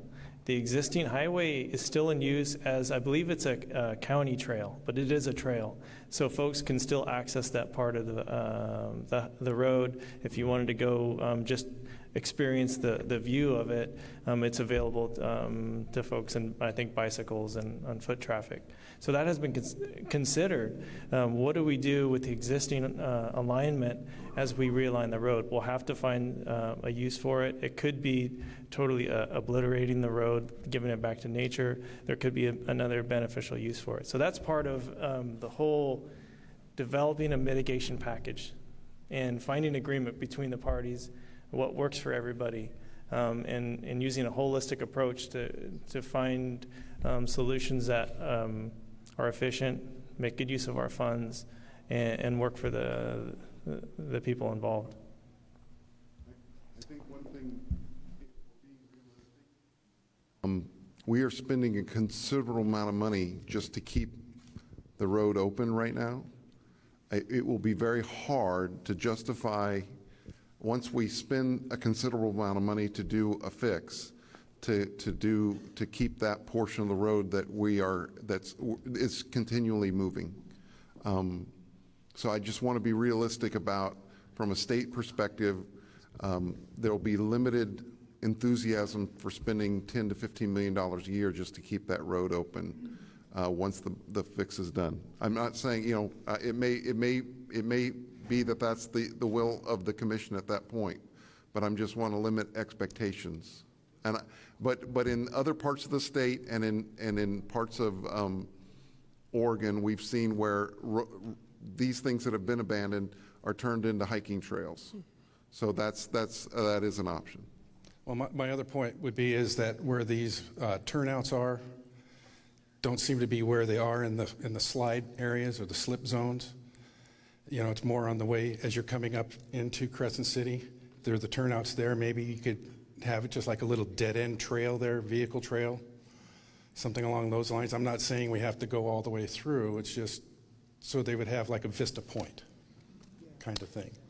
Because our tourism, Klamath, most of Klamath's business, 90% of our business comes from people who stay there and who go through our bike trails, go through our hiking trails, and go through and look at all the picturesque areas that we have to offer in our area. And I just would hate to see that one piece be lost because we could lose some tourism because of that. Congressman, can I say one on this? So I think that in the big picture, and just being candid so we're not walking away, it is going to be really difficult, if not impossible, to be able to keep that, especially 3.5, 4 miles open to vehicle traffic because of the sliding. When you take a look at as the vice chair was just saying, it's going to be really challenging for the state to be able to justify that. And on the large plan, as what we just heard from the president of the Klamath Chamber, some of the most beautiful vistas that everybody wants to be able to travel to is on the southern end. So there could be, where we're not seeing significant sliding as well, right? So there could be a plan that could be put in place so that you can continue to travel up. That could be advertised as well. That would also assist those who are in Klamath and still keep what those big viewpoints really are, where people want to be able to see the North Coast. But I think it's going to be really challenging to be able to keep up the entire route for vehicle traffic. I was just going to ask Jamie, our project manager, choices like that would probably come at the design phase of the project, is that right? That's one of those things, Congressman, where we can address that as early as we can. We could bring that to our biological working group. Once we understand the impacts, what do we need to mitigate for? Would a trail be an adequate mitigation? That's a conversation we want to push up as early as we can. So hopefully within the next couple of years, once we've established these alternatives, we have our studies done, what are the impacts? That's a perfect conversation to have. Can a foot trail be part of that mitigation package? All right, other questions? Comments? Here, Congressman? Okay, yeah. Yes, please. Go ahead, ma'am. Good evening. Good evening, Mike. Since there's been a number of questions about money, as I recall the last election, there was an amendment on the ballot to increase money tax for road construction or improvement or whatever. And maybe Susan can answer it, or one of you, like, where did it go is my question. Like, the amendment passed, and who got the money, or where was it used? The two ballot initiatives that were brought forward, correct, ma'am? The gas tax as well as the lockbox initiative. Right, so there were two ballot initiatives. One was actually it was a proposal to take the gas tax increase that the legislature and the governor had passed, to take that to repeal it. So essentially would have put us back to where we were before Senate Bill 1. The voters voted to keep that money to support the legislative action that was taken. And so that money, well, let me just tell you, that bill had passed in the spring of 2017. By spring of 2018, the commission that I work for had dedicated over $26 billion to projects that are infrastructure projects on the ground, highway, local streets and roads, active transportation, safe routes to schools, the list goes on, trade corridors, goods movement corridors in the state. Those are multi-year dedicated funding. It's all on our commission website, and we can certainly direct you to the exact projects and show you how much money was dedicated. It leveraged billions of other dollars. So that's over multi-year funding. Also on the ballot was a request for the voters to ensure that transportation funding was constitutionally protected and essentially placed in like a lockbox. So it can only now, and that was upheld by the voters, that money is protected. It can only go to transportation infrastructure projects, which it is going to, and that is the commission that I work for, that it is this public body that isn't it's not, it doesn't report to the governor or the legislature. It's an independent body that reports on what it does, but it makes independent decisions on where the funding goes, and that funding is constitutionally protected for transportation infrastructure projects. And so it's just very important that if anything that I can get across today is to make sure that you're aware that transportation funding increase makes it possible now, instead of removing funding from projects that were already dedicated for funding because we had shortfalls, major shortfalls, now we're able to move forward and plan and ideally get this last chance grade project constructed and in use as quickly as possible. And we are committed to focusing on whatever we can do to help Caltrans complete this environmental document ahead of schedule, under budget, so we can pull that money out and move it towards the design and the construction and work with Congressman Huffman and others so that we can get the money together. We're going to start focusing on that now so that it is ready to move forward and that we can open this new alignment as quickly as possible. That's a great note for us to wrap up on, folks. So it's been a great conversation of our Best Chance Grade project. Please join me in thanking my local government partners, Assemblymember Wood, especially Senator Mike McGuire for calling this town hall together, and our friends from Sacramento and from Caltrans. Thanks very much. Senator McGuire, did you have any closing benediction you wanted to offer here? Or? No, just wanted to see if anyone had any closing comments, if that's okay, Congressman. I just wanted to say a few thank yous, if that's all right with you. Just want to say thank you to the incredible team from California Transportation Commission, and truly mean this. Susan Branson has just been a real champion for the North Coast. She has been active and engaged, and we would not be here without her. And of course, her chair, the chair, and the vice chair. We are so grateful to your entire commission. Thank you. They really were instrumental in the $50 million, so we need to give them a round of applause, please. Just want to say thank you to the California Highway Patrol for being here today, and a few thank yous for all those who helped put tonight together. I want to say thank you to Carlene and Thomas and Aaron from Assemblymember Wood's office, Mr. Driscoll from Congressman Huffman's office, of course, Tay, Tom, and Danielle for all of their work as well. We are very grateful. I want to say thank you to Senate Media who have been streaming this live tonight, and I'll just turn it over to the Assemblymember and just say this, is that this is just the beginning. This is the down payment on the larger project. And what you're hearing from all of us is we are going to get this job done. And it's going to take all of us continuing to work together. You have our commitment and you have our promise that we're coming back to you with an expedited schedule coming up this spring, summer, and showing you how we're going to move this project forward faster. I'm going to turn it over to the Assemblymember. Well, thank you, and I don't want to keep anybody any much longer here, but I think we all ought to give a big hand of applause to Congressman Huffman, to Senator McGuire for their leadership on this.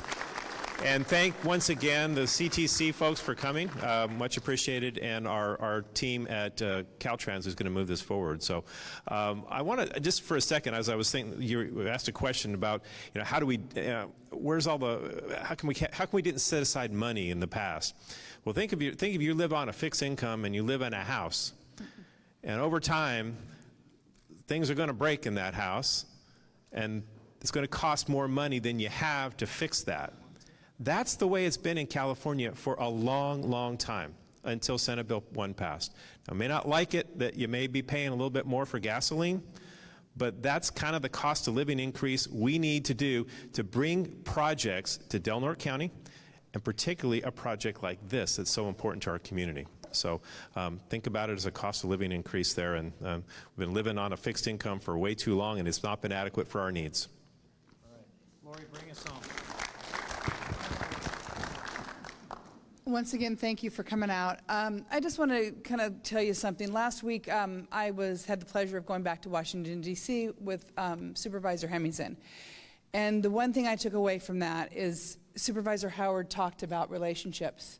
We were able to walk into rooms in Washington, D.C., at the White House and other places, and talk about Last Chance Grade. And there was people in those rooms that not only knew where Del Norte County was, but knew about our project. That, to me, shows me that all of us, everybody here, everybody in this room, has been talking regularly and loudly. They hear us all the way back there. And that is huge. They know what's going on, and I think it came from James Atkins from the White House. Ask early and ask often. And that's what we've been out there doing and talking about it. So just we'll close it with that. Thank you. Thanks, everybody. Thanks so much.